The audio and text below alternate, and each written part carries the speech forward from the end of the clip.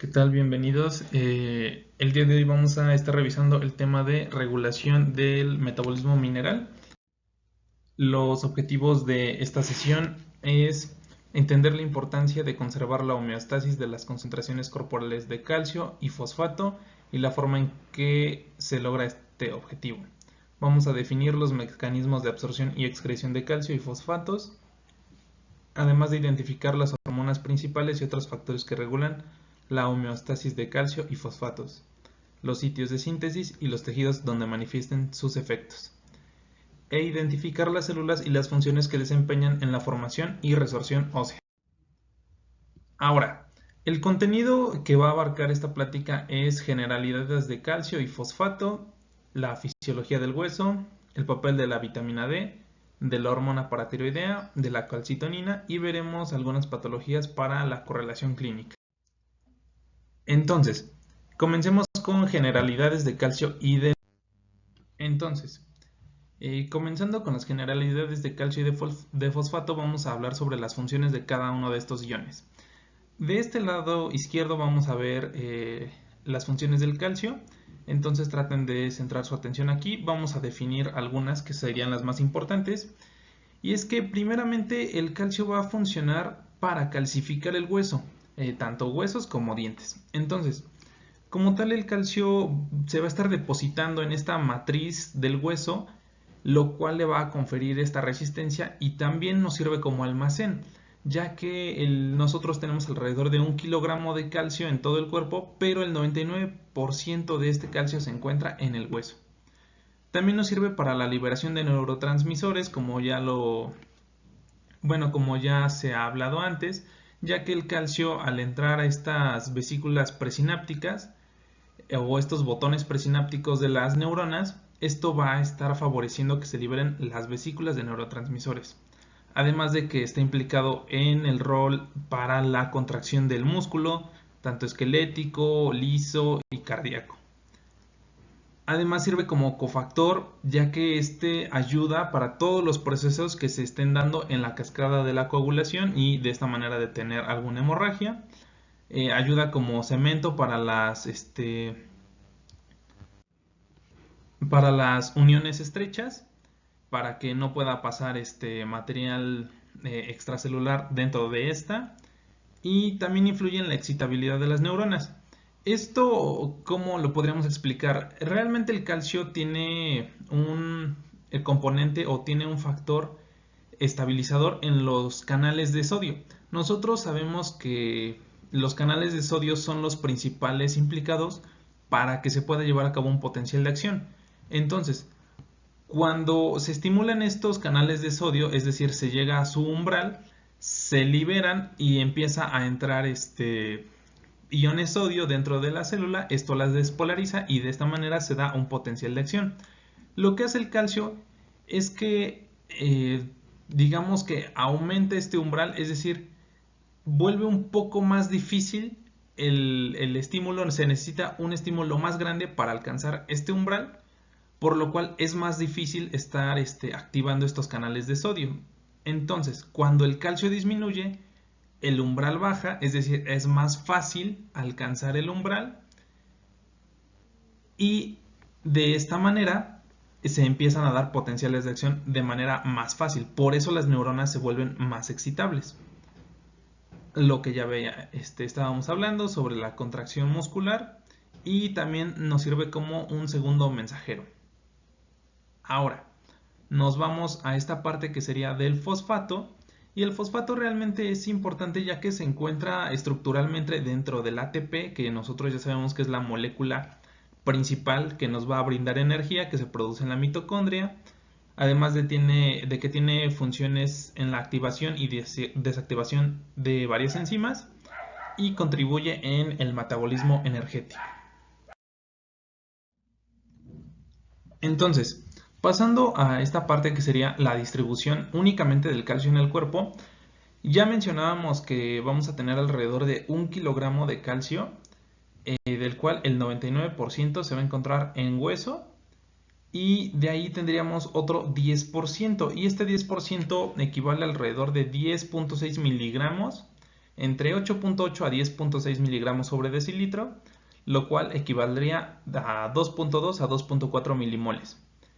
Entonces, realmente el calcio que vamos a estar usando o que va a contribuir a estas funciones fisiológicas no va a ser el calcio almacenado en el hueso, va a ser este calcio. Entonces, este calcio a su vez lo podemos dividir en tres formas. Uno que se va a encontrar ligado a proteínas, principalmente a la albúmina, va a ser alrededor del 41%.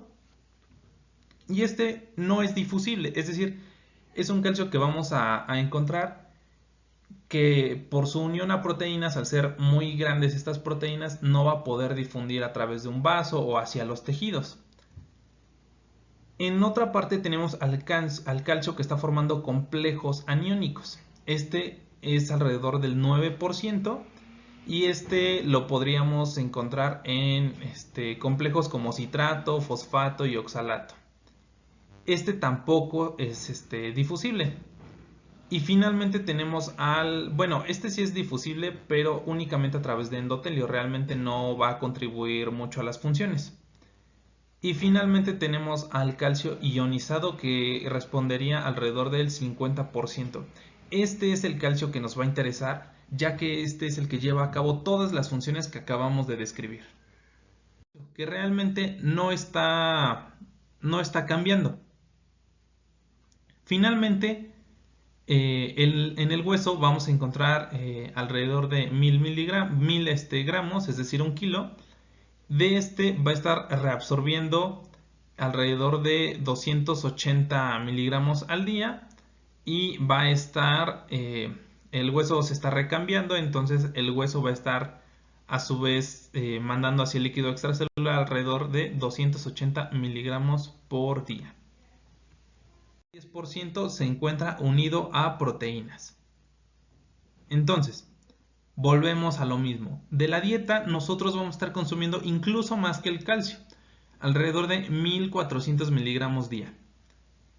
Lo mismo, se reabsorbe en intestino, se absorben alrededor de 1100 miligramos por día y del líquido extracelular se van a estar secretando alrededor de 200 miligramos al día.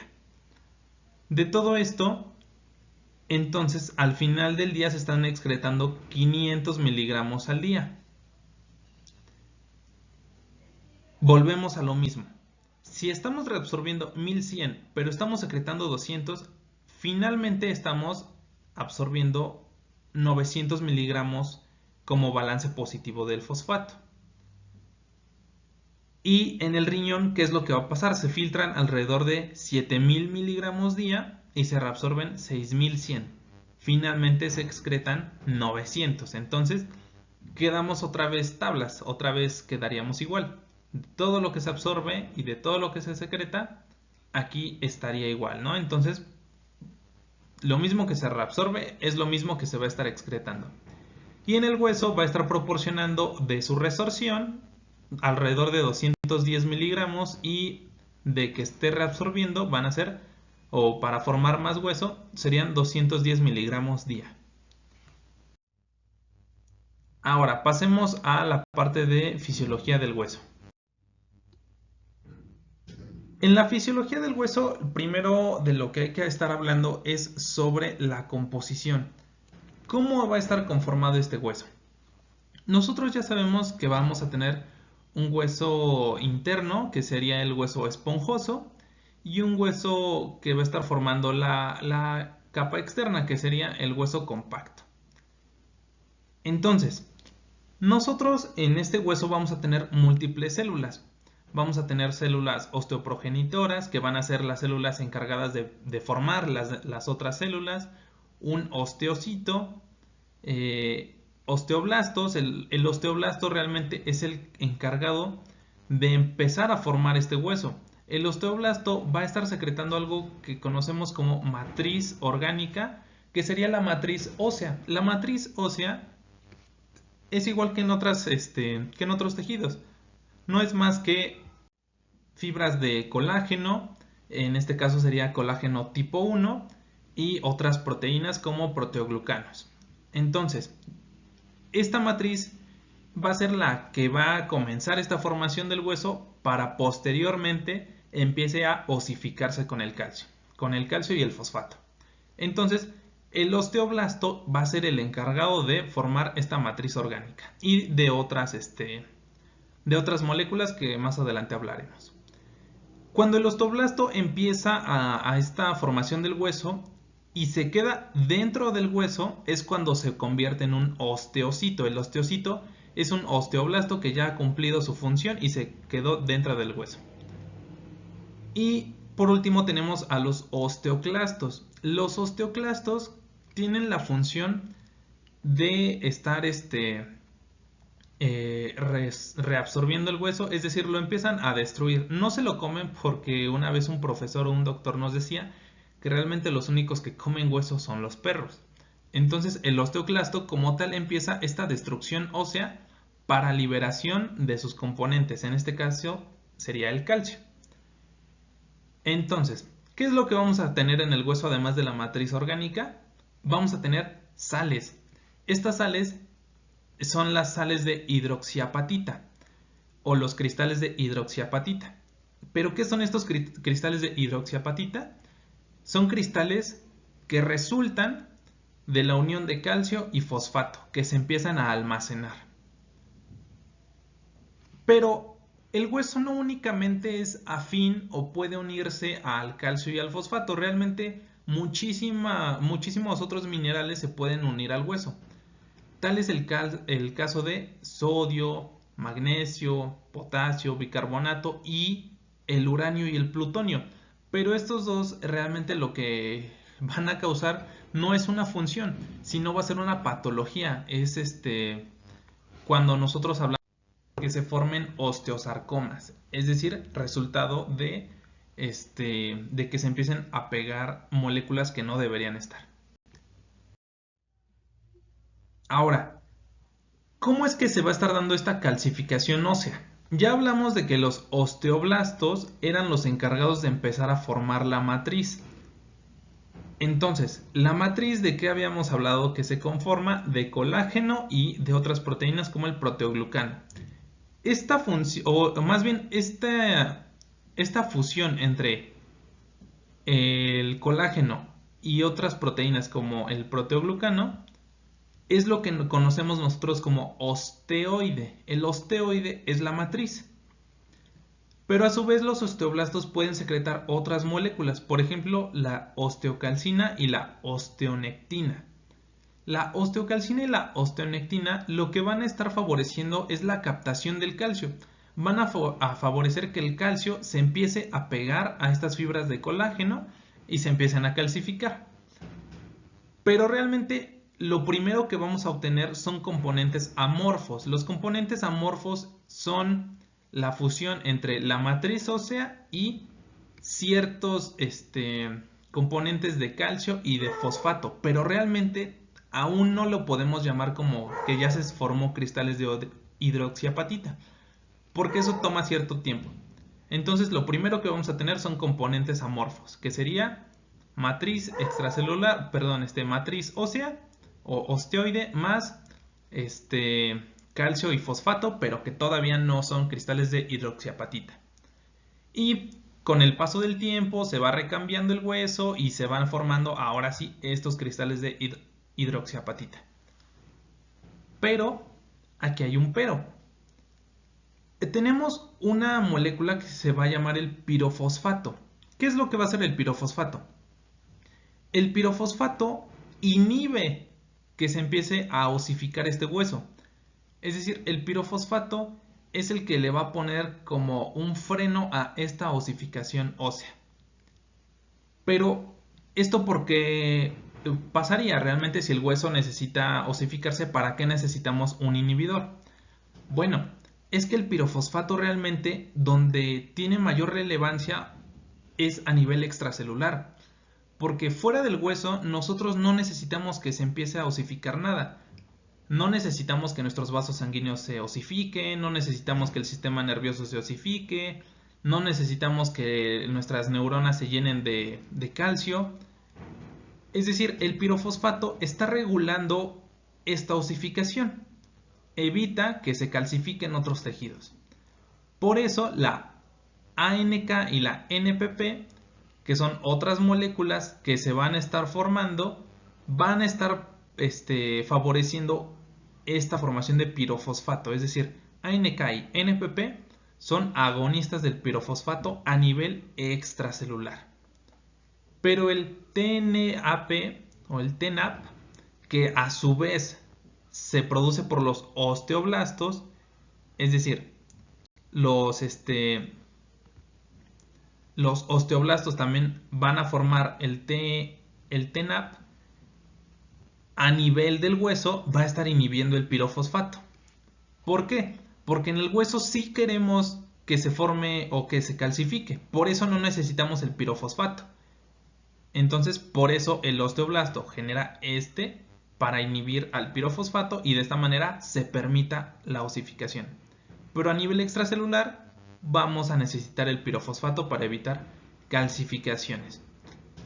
Y realmente en el caso de que nosotros tuviéramos una ausencia del pirofosfato, una de las condiciones clínicas que se ha encontrado es la formación de espolones, que realmente es una sobrecalcificación de los huesos. Aquí lo podemos ver en el hueso calcáneo.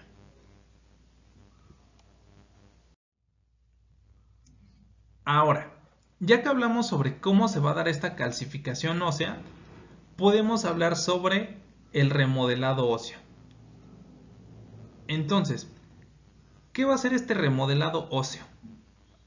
El remodelado óseo va a ser el que nosotros estemos recambiando el hueso constantemente, es decir, que lo estemos destruyendo y formando nuevamente. Ese es el ciclo del remodelado óseo. Entonces, vamos a hablar, o traten de centrar su atención en esta imagen. ¿Qué es lo que vamos a encontrar? Primeramente, osteoblastos. Los osteoblastos ya dijimos que son los encargados de formar hueso.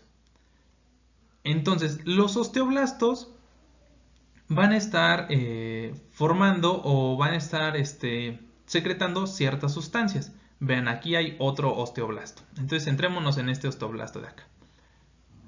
Por medio de varios estímulos que veremos a continuación, por ejemplo la PTH o la vitamina D, el osteoblasto va a estar formando o va a estar secretando una molécula que va a ser el factor estimulante de colonias de macrófagos, el MCSF. Entonces, ¿de qué nos va a servir? Ahora, este factor estimulante de colonias de macrófagos lo que va a favorecer es que precursores de osteoclastos, que los osteoclastos dijimos que eran los que van a estar destruyendo el hueso, va a estar favoreciendo que células madres se empiecen a multiplicar y a diferenciar en estos precursores. Es lo que nos va a favorecer este factor. Que tengamos más precursores de osteoclastos. Ahora, otra molécula que secreta el osteoblasto es el RANKL. El RANKL es una molécula que se va a unir a su receptor. También lo podemos conocer como RANK ligando. Entonces, este RANK ligando se va a unir a su receptor RANK. Pero este receptor, ¿dónde se va a encontrar? Así es, en los precursores de osteoclastos. Entonces, al unir el RANK o el ligando RANK a su receptor RANK en los precursores de osteoclastos, lo que va a causar es una diferenciación. Va a hacer que los osteoclastos, o más bien los precursores, maduren hacia osteoclastos mononucleares y finalmente hacia osteoclastos maduros. Entonces, multinucleados o maduros. Entonces, finalmente, el papel del osteoblasto va a ser formar más osteoclastos. Es un poco contradictorio, pero también es un poco lógico. Si yo, osteoblasto, voy a generar o voy a formar más músculo, más hueso, a su vez necesito estar regulando esta formación de hueso. ¿Y esto cómo lo va a hacer? Formando osteoclastos. Entonces, ya vimos que un papel de el osteoclasto, perdón, del osteoblasto es diferenciar osteoclastos, es producirlos, madurarlos, ¿no? Pero, a su vez, el osteoblasto también forma otra partícula, que sería la OPG o la osteoprotegerina. Protegerina como de proteger, ¿no? Y osteo de hueso. Entonces, es una molécula que va a proteger al hueso. Pero ¿cómo lo va a hacer? Esta osteoprotegerina lo que va a hacer es que sirve como un señuelo. Realmente lo que va a hacer es que actúa o simula como si fuera el receptor RANK. Entonces, el RANK ligando que va a servir para madurar estos osteoclastos, en vez de irse a pegar acá a este receptor RANK, se pega a la osteoprotegerina. Y si se pega a la osteoprotegerina, ya no va a poder diferenciar osteoclastos. De esta manera, el hueso va a dejar de destruirse. ¿Por qué? Porque ya no hay osteoclastos diferenciados. Entonces, de esta manera podemos ver que el osteoblasto realmente tiene muchas funciones, secreta muchas moléculas, pero también se autorregula. ¿Por qué? Porque a pesar de que forma osteoclastos, también forma osteoprotegerina para limitar su actividad. Pero el osteoclasto, a final de cuentas, ¿qué es lo que va a hacer? O el osteoclasto, ¿cómo es que destruye el hueso? Ya hablamos de cómo osteoclastos se maduran y todo eso, ¿no?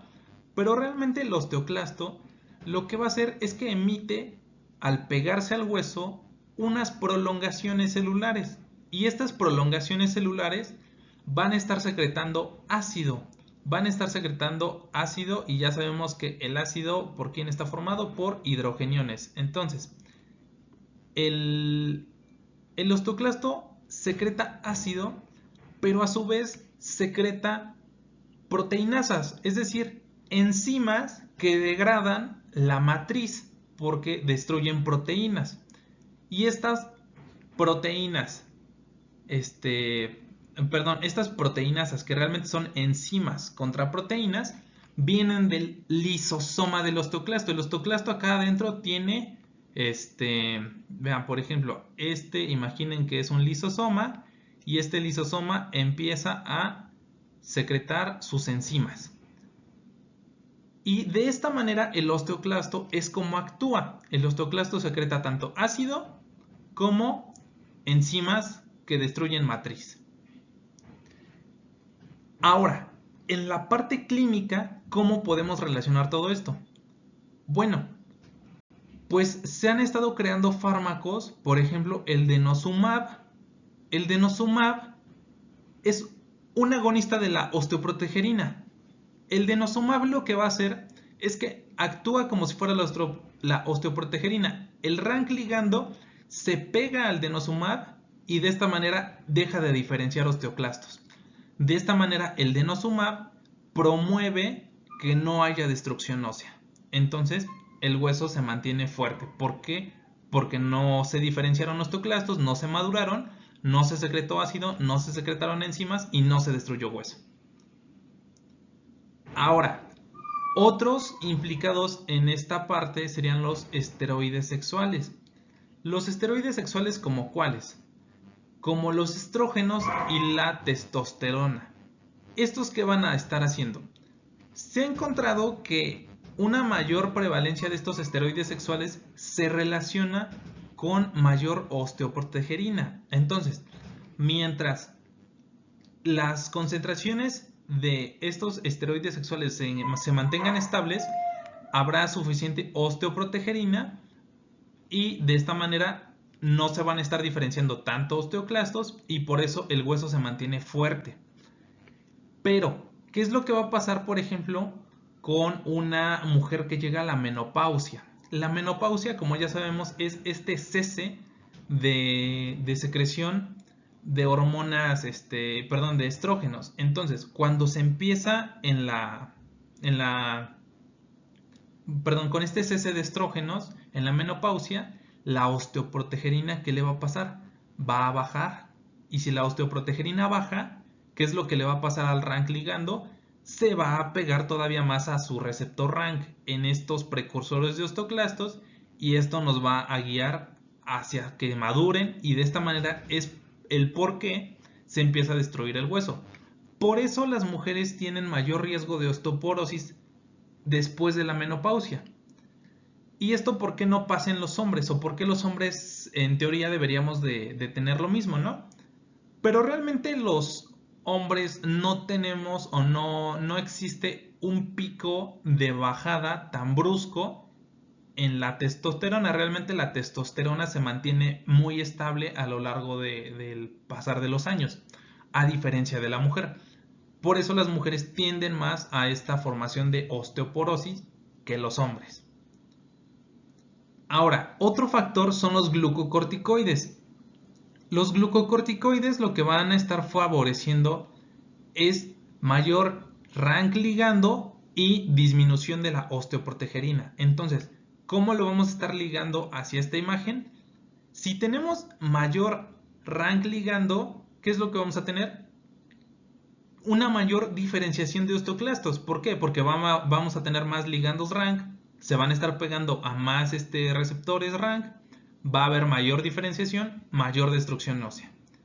Y si a esto le agregamos que hay menor osteoprotegerina, pues es fácil deducir lo que va a pasar. Por eso las personas que tienen glucocorticoides o están tomando glucocorticoides, por eso es que se asocia más a que haya una debilidad ósea. Por eso también tienden a disminuir esta osificación.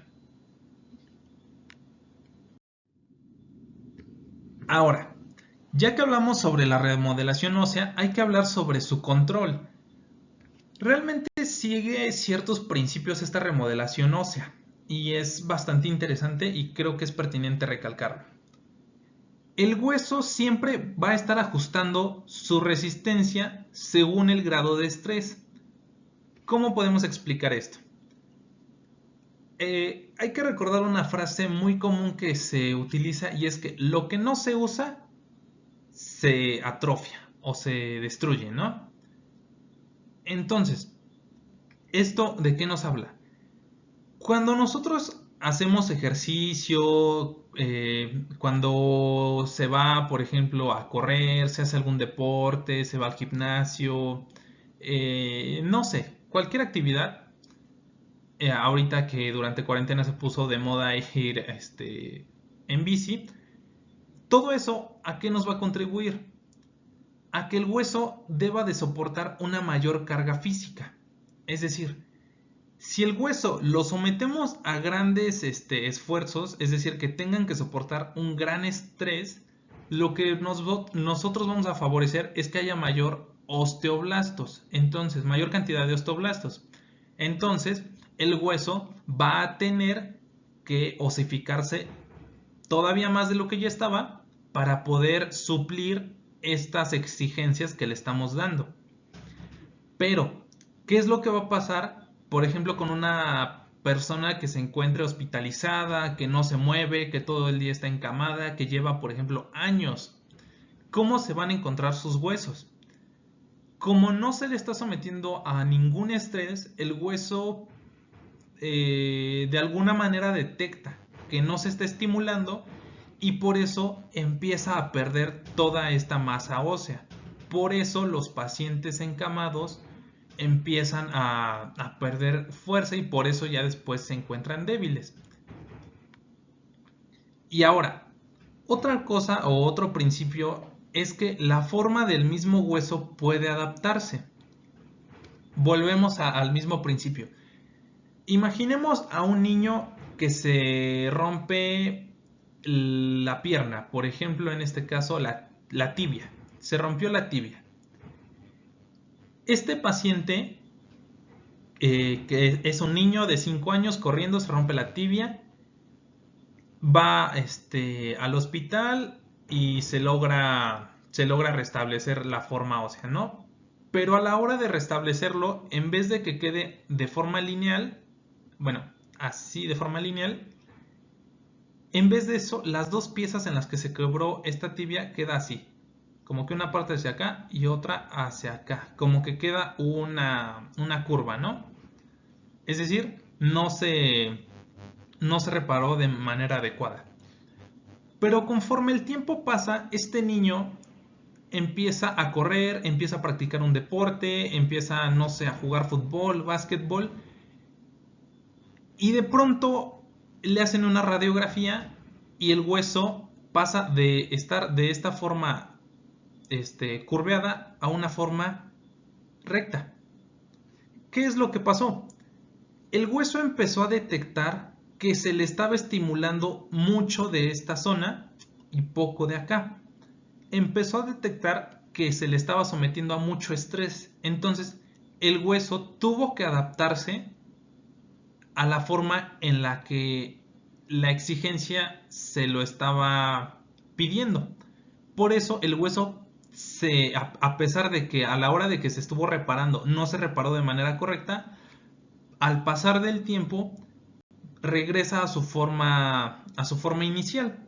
¿Por qué? Porque respondió a las exigencias o al estrés que se le estuvo sometiendo.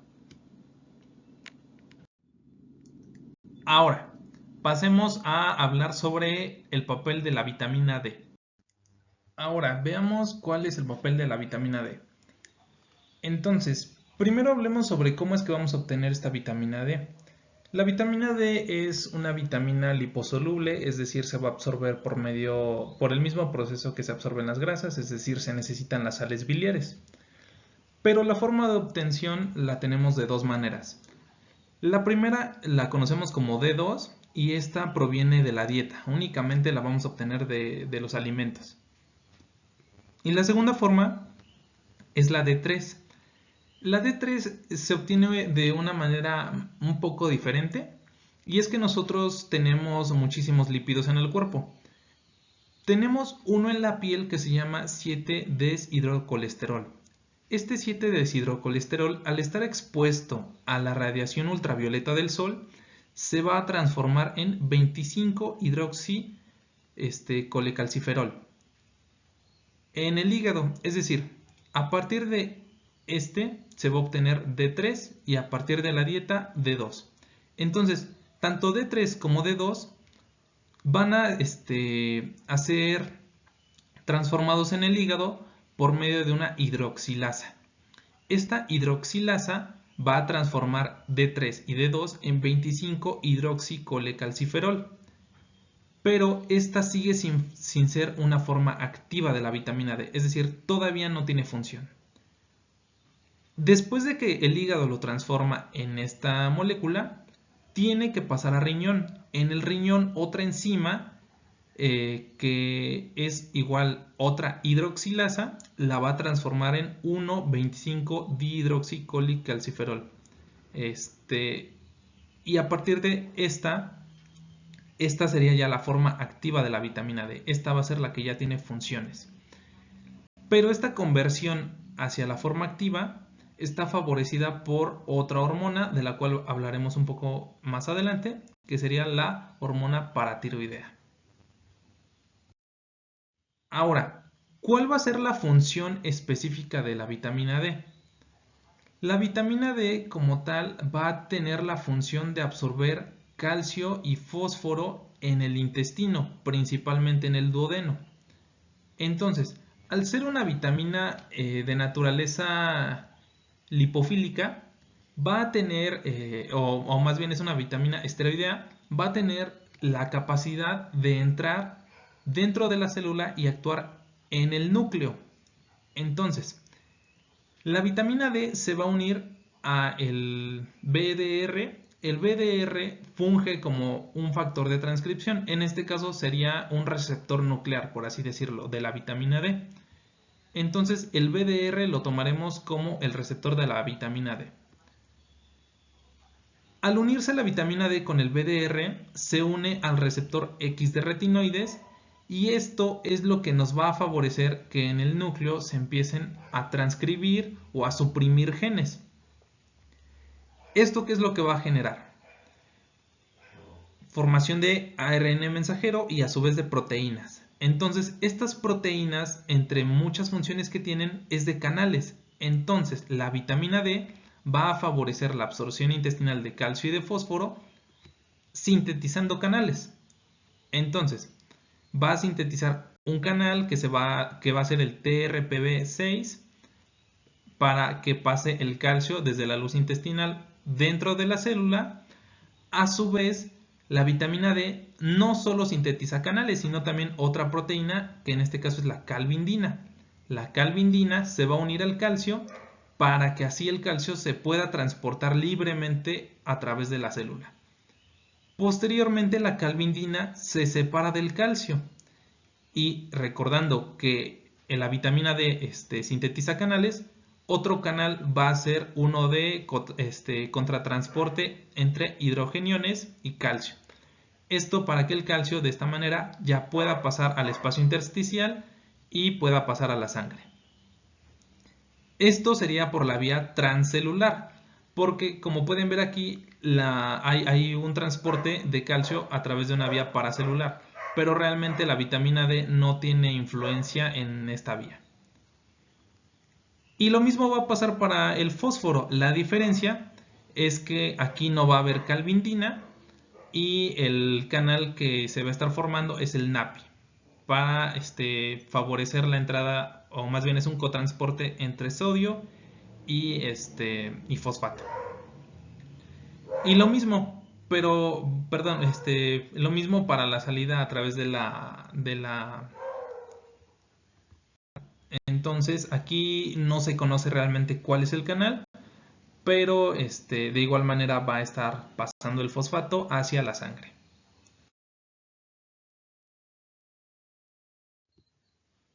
Ahora, la vitamina D no solamente tiene funciones intestinales, también tiene funciones renales y óseas.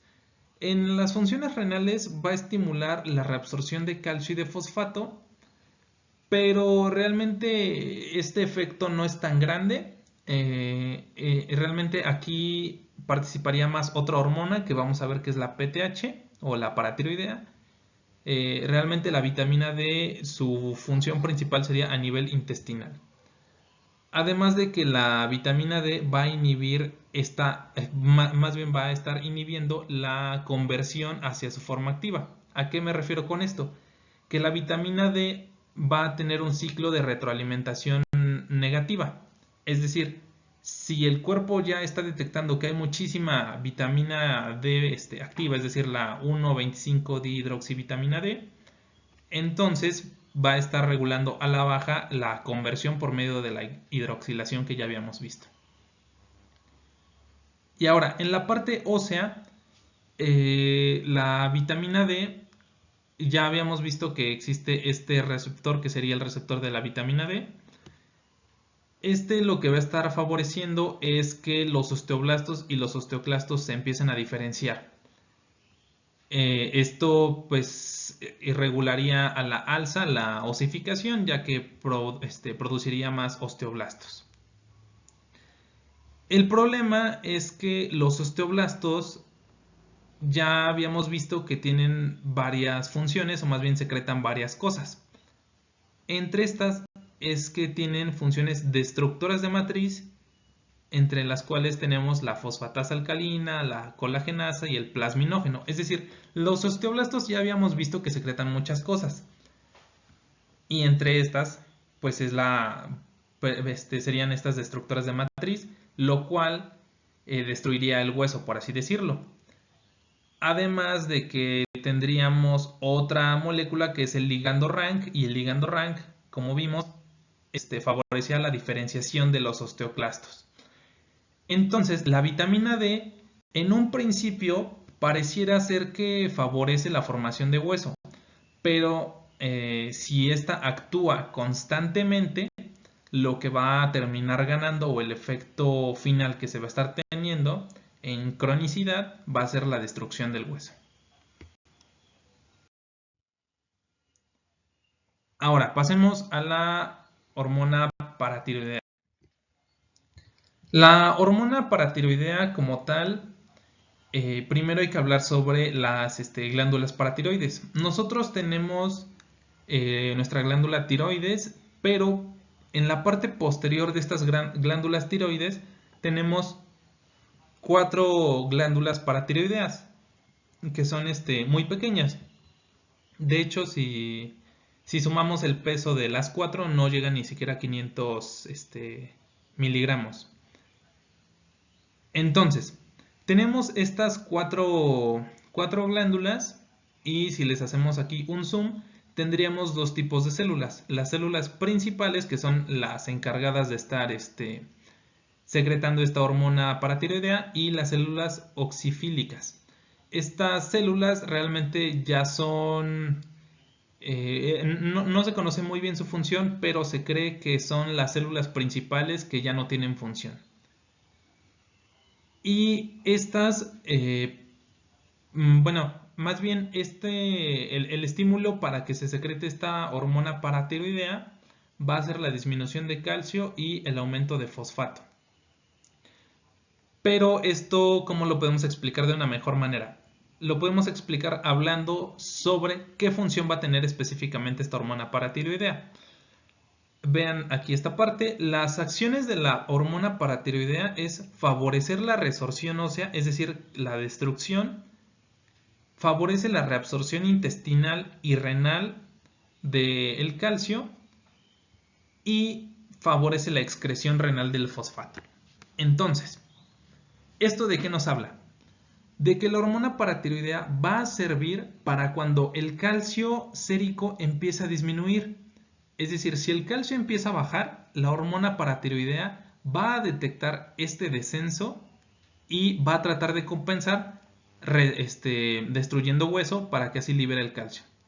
Entonces, ¿cómo es que la hormona paratiroidea, o más bien las glándulas paratiroides, van a estar sensando que el calcio bajó? Bueno, es que las glándulas paratiroideas tienen receptores sensibles al calcio. Estos receptores sensibles a calcio van a actuar por medio de proteínas G. Es decir, cuando el calcio llega al receptor, este receptor va a estar activando una proteína GQ y esto activa la fosfolipasa C y esto libera diacilglicerol, activa la proteína sinasa C, además de que se libera inositol trifosfato. Y esto, bueno, y el inositol trifosfato, como recordarán, libera calcio del retículo endoplásmico. Y el calcio, como lo vimos al inicio de la plática, una de las funciones que tiene es que promueve la salida del neurotransmisor, o en este caso la sustancia, que sería la hormona, ¿no? Pero aquí pasa algo muy contradictorio, y es que este calcio liberado del retículo endoplásmico, lejos de liberar la hormona paratiroidea, inhibe su salida. Es decir, cuando esta glándula paratiroides sensa que hay calcio, el calcio se une a su receptor y a su vez más calcio se libera, este aumento del calcio de estas concentraciones, en vez de que se libere la hormona, se va a mantener dentro de la glándula. Entonces, cuando disminuya el calcio, es decir, si el calcio, por ejemplo, no llega al receptor, el calcio de acá no se libera, es decir, el calcio del retículo endoplásmico se mantiene, nadie inhibe la salida de la hormona paratiroidea porque no hay calcio, y entonces ahora sí se da la liberación de esta hormona. Ahora, ¿cuáles serían sus acciones a nivel renal? Esta hormona paratiroidea va a funcionar sobre receptores. En este caso sería el PTH1R. También existe otro que sería el PTH2R, pero realmente de ese no hablaremos en esta plática porque no se ha dilucidado muy bien cuál es su función. Entonces, la hormona paratiroidea actuará en los órganos que contengan este receptor. Uno de ellos es la nefrona. Entonces, este receptor PTH1R va a actuar sobre, o más bien principalmente, tiene funciones sobre una proteína G, o en este caso serían dos. va a tener una doble función, que sería una GS o una GQ. Entonces, lo que habíamos visto es que las funciones de la hormona paratiroidea es responder cuando el calcio disminuye. Entonces, si el calcio está disminuyendo a nivel renal, ¿qué es lo que se espera que pase? Pues que el calcio se empiece a reabsorber. ¿Esto dónde va a pasar? En la rama ascendente gruesa del asa de Henle, justo acá, y en el túbulo contorneado distal. Entonces, tanto en estas dos zonas es donde se va a empezar a reabsorber más el calcio. ¿Por quién? Por acción de este receptor. Ahora, otra de las acciones va a ser que se va a estar excretando el fósforo. El fósforo se va a estar excretando principalmente en el túbulo contorneado proximal. ¿Y esto por qué? Porque el PTH1R lo que va a estar generando es que nosotros en el túbulo contorneado proximal tenemos estos dos canales, el NAPI2A y el NAPI2C. Estos canales se encuentran en la membrana apical, pero este receptor lo que hace es que en vez de que se encuentren en la membrana apical, los deja almacenados en vesículas. Entonces, aquí tendríamos la membrana apical, en vez de que el receptor se encuentre aquí, está en la célula almacenado en una vesícula. Es decir, no va a haber quien esté reabsorbiendo el fósforo.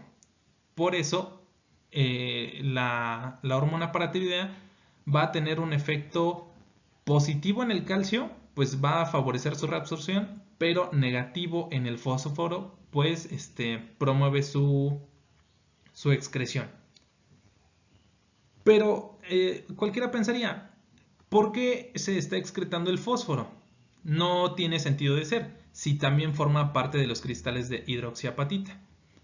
Bueno, es que el fósforo, o más bien la hiperfosfaturia, lo que hace es que favorece esta molécula, que sería el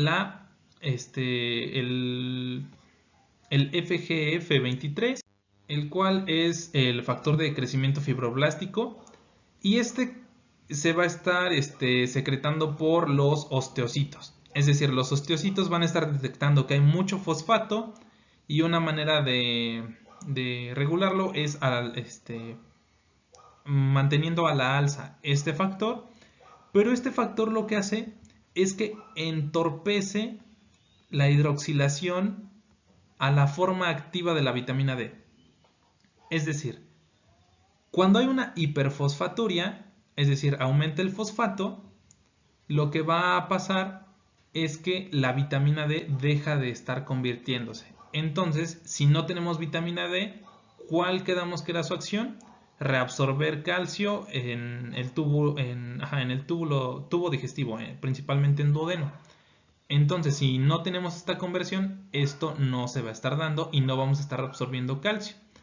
Por eso el cuerpo responde de esta manera, o más bien la PTH, la hormona paratiroidea, favoreciendo reabsorción de calcio, pero sacando fósforo para evitar que este aumente y que la hidroxilación de la vitamina D se mantenga estable. Ahora, la hormona paratiroidea no solamente tiene acciones a nivel renal, sino también a nivel óseo. El hueso lo que va a tener es que va a favorecer la resorción ósea, como ya lo habíamos visto. La hormona paratiroidea, vean acá, va a estar llegando al osteoblasto. Y el osteoblasto, ¿qué quedamos que formaba? El ligando RANK, la osteoprotegerina y demás, ¿no? Entonces, lo que va a estar pasando es que el ligando RANK se une a su receptor en los precursores de osteoclastos y pasa a la diferenciación que ya habíamos visto antes. Otra cosa que hace es que el osteoblasto, una de las cosas que no habíamos mencionado, es que también secreta interleucina 6. La interleucina 6, por estímulo de la PTH, también favorece la diferenciación de osteoclastos al unirse a su receptor de interleucina 6 en estos precursores. Entonces, De esta manera es que favorece la resorción ósea y de esta manera incrementa el calcio sérico. Pero esta hormona paratiroidea no únicamente tiene estas acciones de resorción ósea o destrucción ósea, sino también tiene deformación ósea. Es decir, la hormona paratiroidea va a tener dos efectos. Uno de ellos va a ser la osteólisis osteocitaria. ¿Qué es la osteólisis osteocitaria? Nosotros en los osteoblastos vamos a tener ciertos canales. Por ejemplo, este sería un canal. En este canal, ¿qué es lo que se va a estar dando? O más bien, ¿qué es lo que favorece? Favorece el paso de calcio. Entonces, si nosotros favorecemos el paso de calcio a través de estos receptores en los osteoblastos, a su vez, este calcio que ingrese al osteoblasto puede pasar desde el osteoblasto al osteocito. Es decir, el calcio que ya tenemos acá, imagínense que esto es calcio, puede pasar hacia el osteocito por otros canales. Y si nosotros le damos calcio al osteocito, ¿qué es lo que va a hacer el osteocito? Lo empieza a agregar a las fibras de colágeno. Es decir, va a estar generando más formación ósea. Entonces, esto será la osteólisis osteocítica, el paso de calcio a través de los canales para favorecer la osificación. Otra cosa que genera la hormona paratiroidea es que inhibe estas sustancias, que es la esclerosina y la DICOF-F1. Esto, o más bien estos factores o estas sustancias lo que hacen es que inhiben la diferenciación osteoblástica. Entonces, si nosotros por medio de la PTH inhibimos estas sustancias, la diferenciación osteoblástica se va a aumentar y de esta manera los osteoblastos pueden seguir formando más hueso.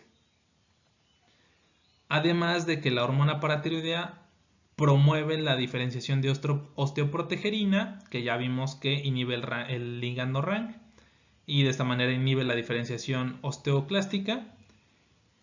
Y ya que la hormona paratiroidea va a estar también generando resorción ósea, la resorción ósea como tal es la destrucción del hueso. Entonces, esta destrucción va a ser respondida por factores de crecimiento. Entonces, a la par de que hay destrucción ósea, factores van a estar siendo secretados como respuesta a esta destrucción y estos factores de crecimiento, como su nombre lo indica, van a estar promoviendo el crecimiento de este hueso. No lo van a dejar morir tan fácilmente. Y entonces de esta manera sabemos de qué manera actuaría la hormona paratiroidea. Pero realmente los efectos que más importan, o bueno, todo importa, pero el que más se les debe de quedar claro es este efecto de resorción ósea. La hormona paratiroidea va a responder a esta disminución de calcio sérico por medio de la resorción ósea para liberar el calcio. Esto sería su efecto principal.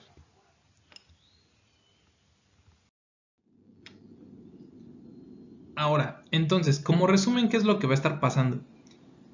La disminución de calcio sérico va a estar sensada por el receptor sensible a calcio.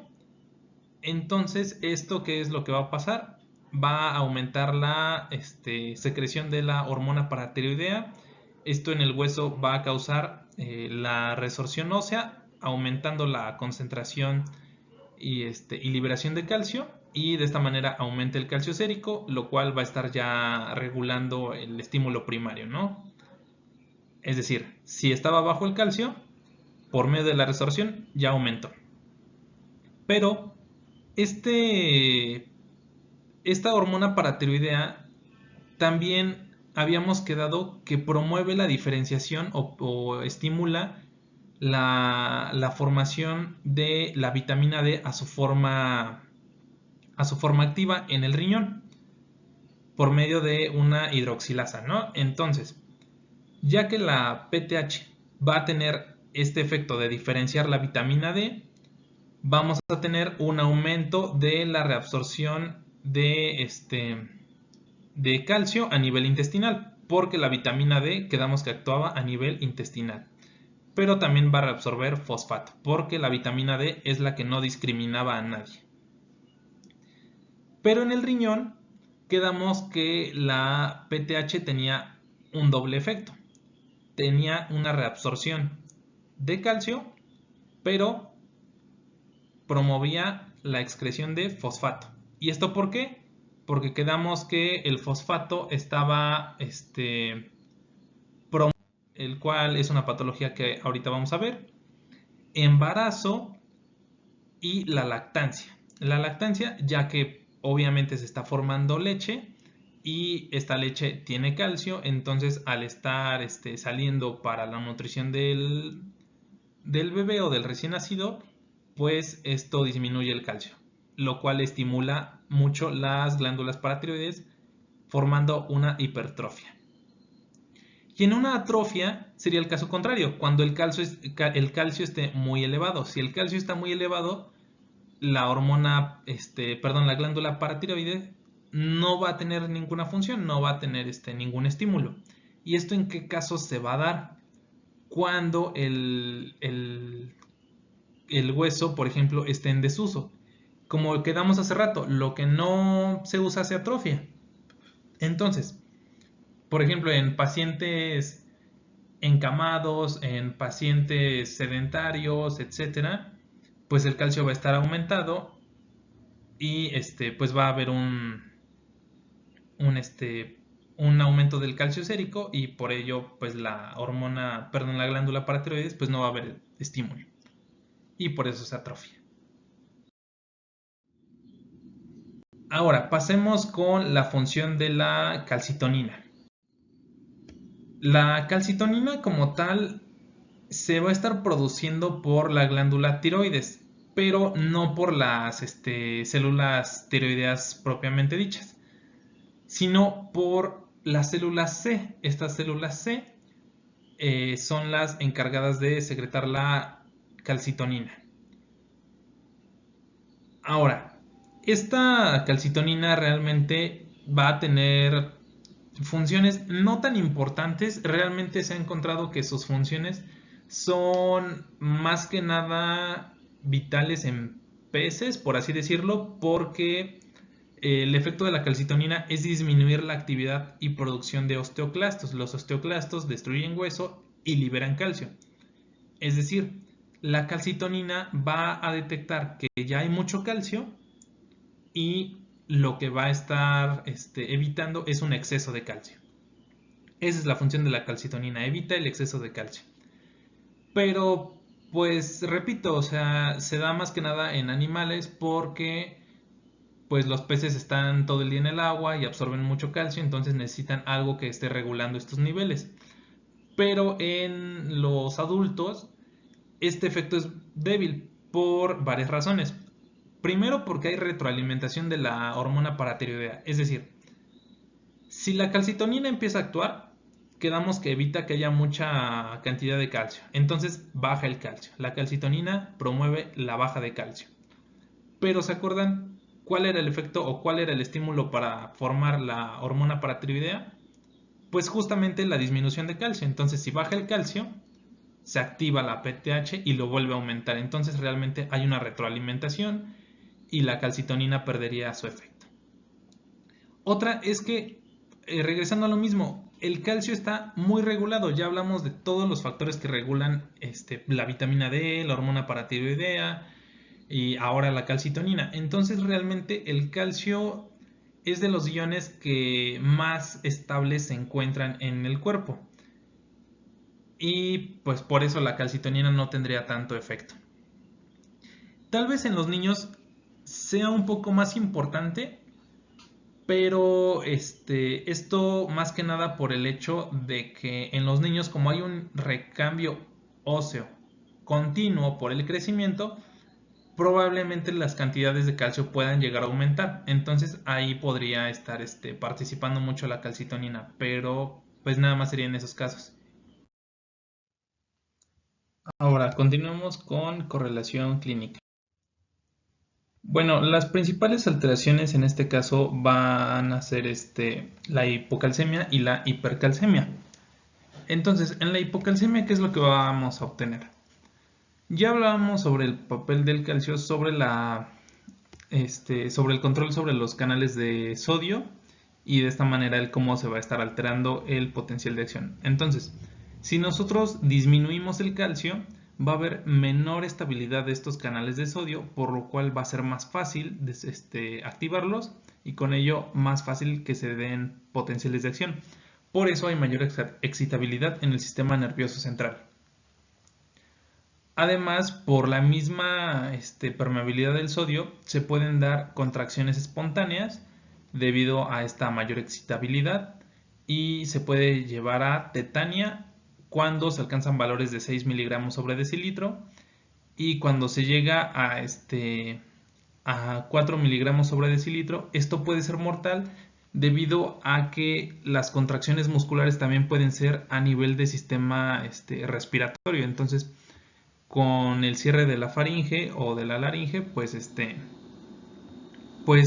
la respiración cesaría y conduciría a la muerte.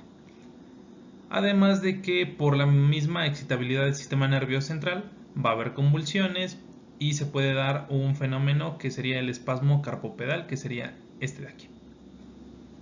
Además de que hay alteración de enzimas, la coagulación sanguínea se altera y hay una dilatación cardíaca. Y en el caso de la hipercalcemia, realmente todo esto se invierte, ya que aquí el sistema nervioso se deprime. ¿Por qué? Porque como hay calcio, esto vuelve difícil que se activen los canales de sodio. Hay una falta de apetito y puede llevar incluso a constipación. Y esta constipación sería consecuencia de que como tal aquí había contracciones espontáneas porque hay mayor excitabilidad. Aquí como todo está deprimido, las contracciones en el tubo digestivo también se deprimen y por ello hay constipación. Lo mismo, se deprimen contracciones del músculo, se pueden llegar a formar cristales de calcio a nivel renal, entonces esto también sería una complicación y el QT puede deprimirse, el segmento QT a nivel del electrocardiograma. Ahora, una de las principales patologías que se ven es el raquitismo. El raquitismo se refiere a esta deficiencia de la vitamina D con sus consecuentes complicaciones por la falta de calcio. Entonces, ¿qué es lo que va a estar causando el raquitismo? Primero va a ser que exista poca vitamina D, pero esto es difícil que ocurra debido a que en la dieta nosotros lo podemos encontrar. Y de hecho, en el pasado esta patología era muy común hasta que se empezaron a suplementar, por ejemplo, la leche y el pan con suplementos de vitamina D, disminuyendo todo esto de la dieta, ¿no? Y también el sol. Entonces, si un niño se expone al sol y tal vez no tenga una suficiente dieta de vitamina D, realmente esto podría llegar a compensar un poco, porque ya vimos que la vitamina D se puede obtener desde estas dos partes. Entonces, por ello el raquitismo se daba más que nada en niños nórdicos, puesto que como estaban en un ambiente en el que no se exponían tanto al sol, y si a su vez aumentamos el que tal vez no comían suficiente vitamina D en la dieta, pues esto propiciaba el raquitismo. Además de que el tiempo de vitamina D, o más bien de que no se esté consumiendo, debe de ser prolongado, porque la vitamina D se puede almacenar en el hígado. Ahora, la clínica, ¿cuál va a ser? Va a aumentar la resorción ósea. ¿Por qué? Porque la PTH o la hormona paratiroidea trata de compensar toda esta deficiencia de calcio. Si el calcio está bajo, porque la vitamina D no está actuando en tubo digestivo, es decir, no le está reabsorbiendo, calcio bajo, pues la PTH lo detecta y empieza la resorción ósea. Por tanto, el hueso se va a encontrar débil y cuando la hipocalcemia ya no se puede corregir porque incluso el hueso ya se agotó, esto nos va a conducir a los síntomas que hablábamos de la hipocalcemia, que era una tetania que puede llevarnos a paro respiratorio, además de las convulsiones asociadas. Y algo en el laboratorio que podemos encontrar es la hipofosfatemia. ¿Por qué? Porque lo que les mencionaba, la PTH está tratando de compensar. ¿Y cuáles eran los efectos de la PTH a nivel renal? Reabsorber calcio y excretar fosfato. Y en una radiografía lo que podemos encontrar es esta alteración de los niños y esto se conoce como genuvaro. Además de que vean cómo la mineralización ósea cambia entre uno y otro. Y el tratamiento pues va a ser calcio intravenoso para las convulsiones, ya que el calcio va a estabilizar el sistema nervioso central y va a detener esto, además de la tetania, y puede corregir la hipocalcemia tan grave que se tiene. Y simplemente hay que suplementar con vitamina D y ya todo lo demás empezaría a corregir. El raquitismo es específicamente de los niños, pero el otro nombre que se le daría al raquitismo de los adultos se le denomina osteomalacia. Y esto más que nada daría las mismas características que en un raquitismo. La diferencia sería las causas más que nada, pues aquí en el adulto sería una esteatorrea, es decir, si hay alteración en la digestión de las grasas, por ejemplo una pancreatitis, lo que va a estar generando es que se están reabsorbiendo grasas y recordemos que la vitamina D es una vitamina liposoluble. Entonces, si hay esteatorrea, es decir, diarrea con grasa, pues la vitamina D también se va a estar excretando y no se reabsorbe. O si hay falla renal, esto es importante ya que, por ejemplo, se explicaba en una clase de salud infantil y se expuso un caso de raquitismo en el cual hablaban sobre que la causa era falla renal y entonces el doctor preguntaba, ¿cuál es la relación entre el riñón y la vitamina D? Y es lo que ya les acabábamos bueno, es lo que acabamos de ver, que el riñón activa la vitamina D. Entonces, si hay una falla renal, no se va a activar esta vitamina D y lo mismo va a conducir a todas estas alteraciones. Ahora, hablando sobre la osteoporosis como tal lo que va a estar censando, o perdón, más bien de lo que habla sobre la osteoporosis es que disminuye la densidad ósea. Entonces, ¿esto por qué podría ser causado? Una, por una inactividad del hueso, es decir, que la persona no tiene actividad física, por lo tanto, lo que les vengo repitiendo, lo que no se usa se atrofia. Por una malnutrición, si no se absorbe o no se tiene en la dieta calcio o vitamina D, pues realmente la mineralización se va a ver afectada. Por una menopausia bajan los estrógenos, como ya se había mencionado, entonces si bajan los estrógenos, la osteoprotegerina disminuye y de esta manera pues hay mayor producción de osteoclastos y mayor destrucción ósea. Además de que en los ancianos se asocia a que disminuyen los factores de crecimiento. Los factores de crecimiento ya habíamos visto que eran una respuesta a que si el hueso se está destruyendo o hay una resorción ósea, pues los factores de crecimiento actuaban, ¿no? Pero pues en la gente de mayor edad, pues estos disminuyen.